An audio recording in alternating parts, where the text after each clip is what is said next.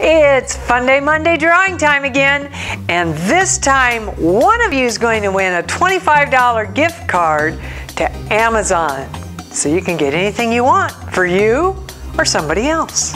So who's that person going to be? Well, let's first find out what the question was. The question this month was about flying in space. So it says, who was the first astronaut in space? And the answer was Alan Shepard, John Glenn, Yuri Gagarin, or Neil Armstrong.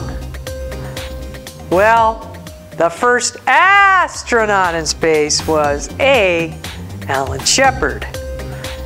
And dun-da-da-da, the winner, Amazon gift card.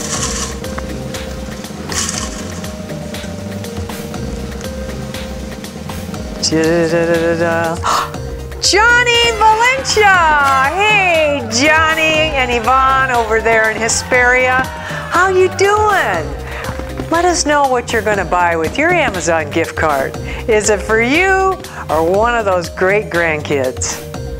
For the rest of you, tune in a couple of weeks for the April drawing. See you then.